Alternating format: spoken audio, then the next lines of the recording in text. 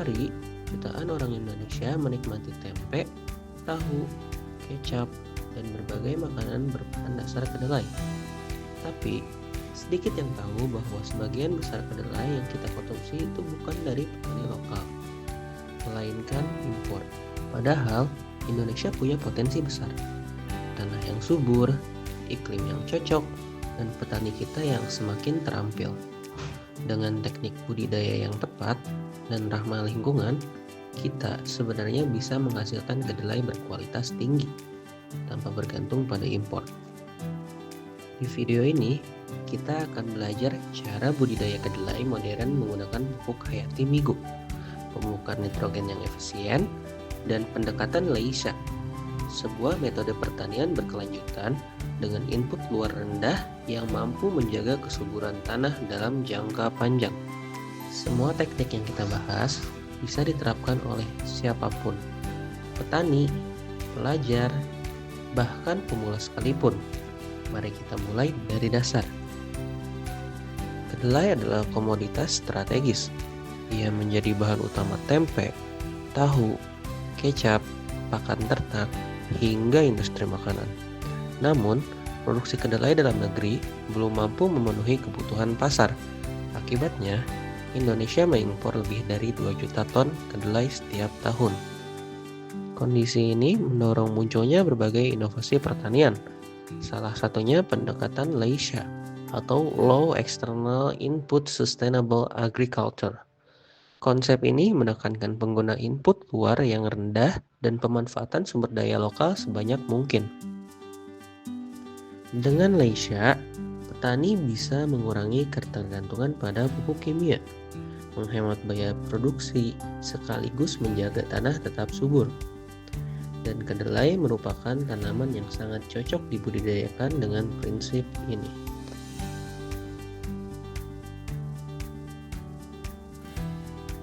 Kedelai memiliki banyak varietas, tetapi pada video kali ini kita menggunakan varietas Ratu Serang, salah satu varietas yang baru dikembangkan.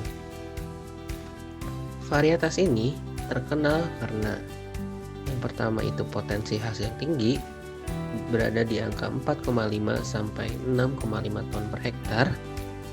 Yang kedua itu bijinya besar dan penuh. Dan yang ketiga itu adaptif terhadap dataran rendah.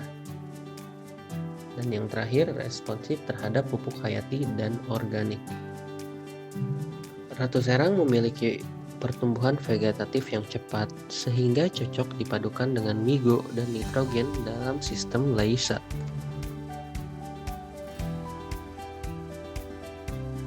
Migo adalah pupuk hayati berbasis mikroorganisme hidup. Nama Migo sendiri adalah singkatan dari mikrop Google. Kenapa Google? Karena mikroba di dalamnya bekerja seperti mesin pencari. Mereka mencari nutrisi penting yang sulit dijangkau akar tanaman lalu menyediakannya secara efisien. Di dalam Migo terdapat mikroba seperti Azotobacter, penambat nitrogen bebas, Rhizobium, pembentuk bintil akar pada kedelai, Bacillus, pelindung akar dari penyakit, Pseudomonas, meningkatkan ketahanan tanaman. Migo juga membantu tanaman dalam hal mempercepat pertumbuhan akar, meningkatkan penyerapan nutrisi, memperbaiki struktur tanah, meningkatkan produksi klorofil, dan juga menambah jumlah polong.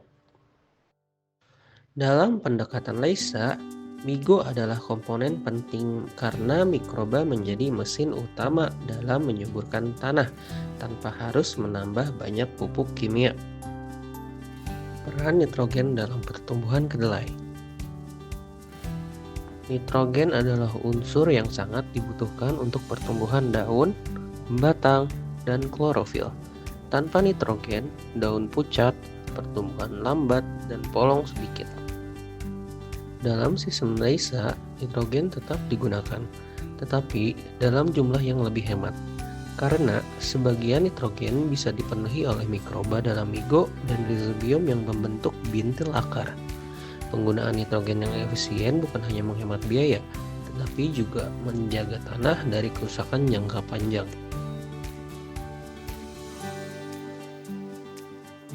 Sekarang kita masuk ke tahapan budidaya kedelai. Yang pertama itu ada seleksi benih. Rendam benih dalam air selama 15 menit.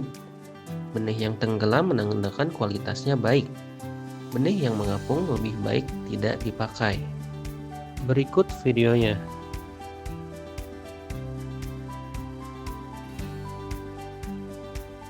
Selanjutnya adalah penyemaian. Cambahkan benih dengan tisu lembab.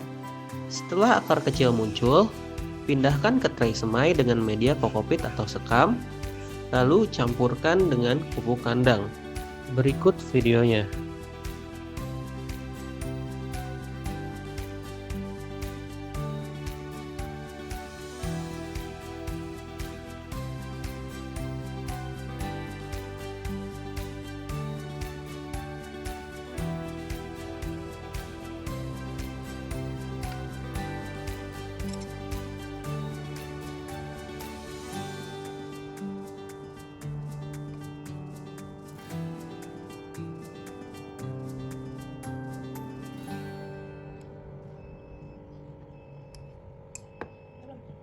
Sulit.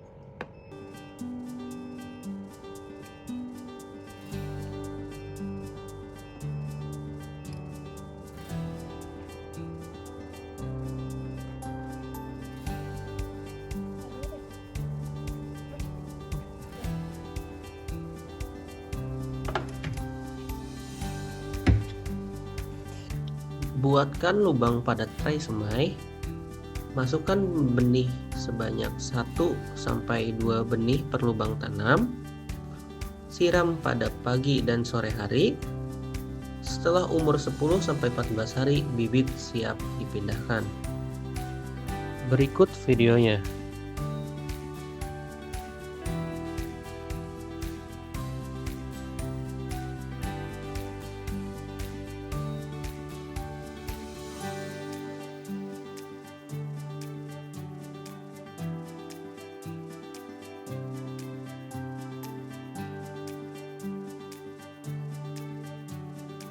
Dalam prinsip Lesha, tanah tidak perlu dicangkul terlalu dalam.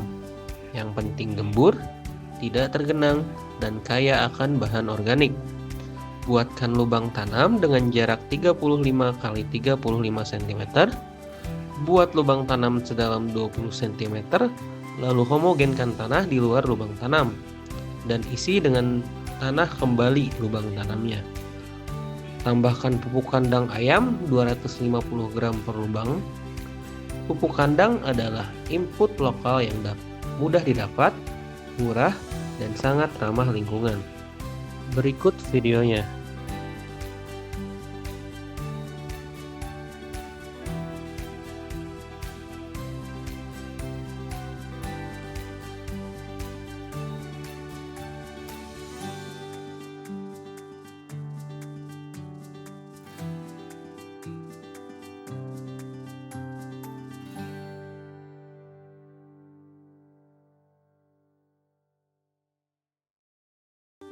Selanjutnya masuk ke penanaman. Gunakan jarak yang telah ditentukan. Buat lubang 15-20 cm. Masukkan bibit, lalu timbun kembali dengan tanah yang gembur. Berikut videonya.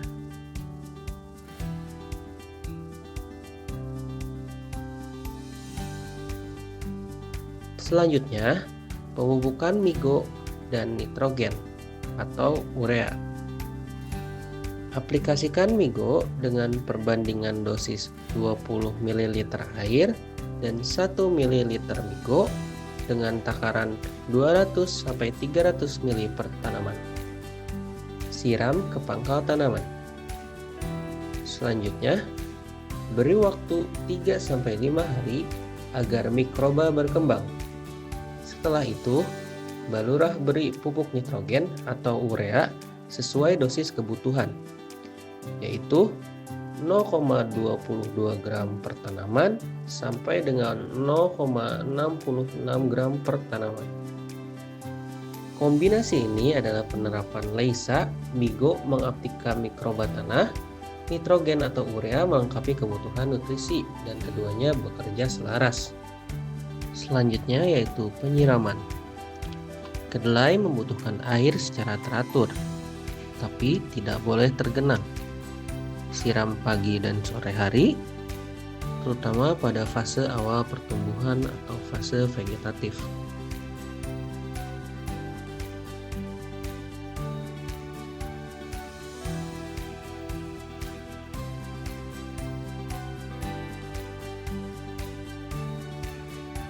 Selanjutnya yaitu penyiangan guma dan penanganan hama secara mekanik. Penyiangan guma dilakukan dengan cara mencabut guma dengan tangan, lalu singkirkan dari bedengan. Dan penanganan hama secara mekanik dilakukan dengan cara melihat tanaman dengan seksama dan lakukan penangkapan hama dengan tangan, lalu singkirkan dari areal tanam kedelai. Lakukan penyiangan dengan frekuensi 2 hari sekali. Lalu, pembentukan polong. Pada fase berbunga dan pembentukan polong, tanaman membutuhkan nutrisi lebih banyak. Pastikan penyiraman cukup dan cek kondisi daun secara berkala. Jika daun menunjukkan tanda-tanda degradasi, boleh dilakukan penyiraman menggunakan Migo. Dan pemberian pupuk urea atau pupuk KCl dengan dosis yang rendah. Hama dan penyakit dalam budidaya kedelai. Pengendalian hama dalam budidaya kedelai mengutamakan keseimbangan ekosistem. Hama yang sering ditemui yaitu ulat gerayak, belalang, kutu daun, walang sangit. Solusi ramah lingkungan untuk penanganan hama dan penyakit yaitu adalah menggunakan neem oil, penyemprotan ekstrak daun pepaya atau serai, penyemprotan menggunakan ekstrak bawang putih, menggunakan musuh alami seperti laba-laba, dan menjaga kebersihan goma. Dengan cara ini, ekosistem tetap seimbang dan tanah tidak tercemar pestisida yang berat. Selanjutnya panen dan pasca panen. Kedelai siap dipanen pada saat sebagian besar daun menguning dan polong berubah menjadi coklat. Setelah dicabut, jemur 2-3 hari hingga polong benar-benar kering. Biji yang kering dapat disimpan untuk musim berikutnya, menjadikan petani lepas dari ketergantungan benih luar.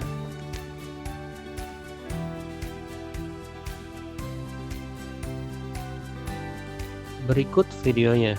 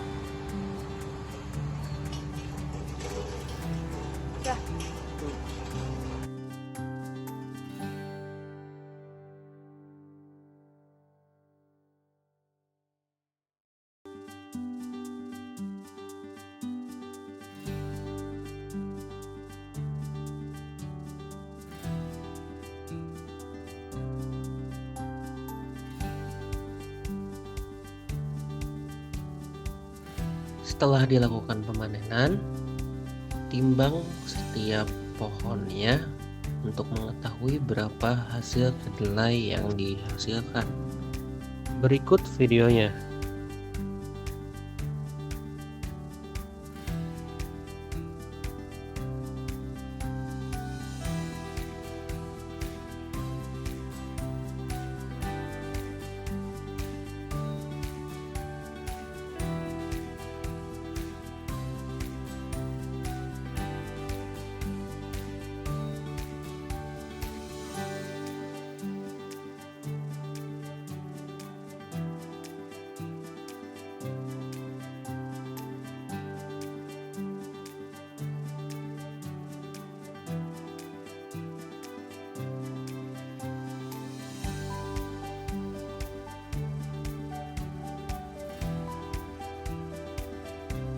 Manfaat besar sistem Laisa dalam budidaya kedelai.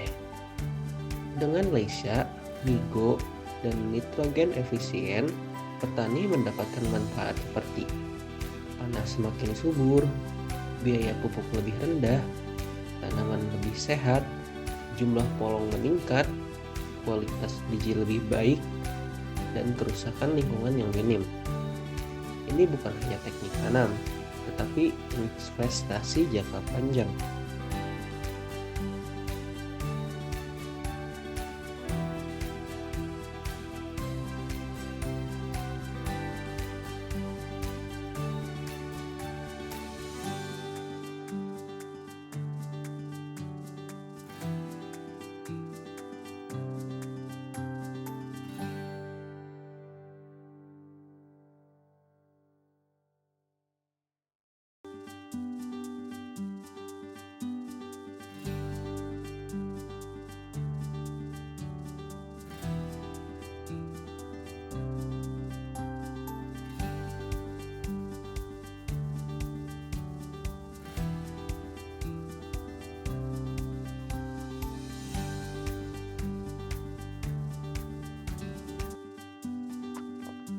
Yang terakhir yaitu bagian penutup.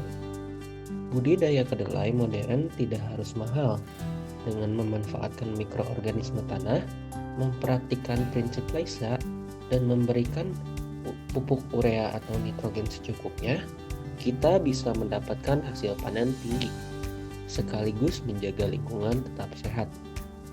Semoga panduan 20 menit ini membantu petani, pelajar, mahasiswa, dan masyarakat dalam menerapkan teknik pertanian modern yang mudah, murah, dan berkelanjutan. Mari bersama-sama menguatkan kedelai lokal Indonesia. Terima kasih sudah menonton.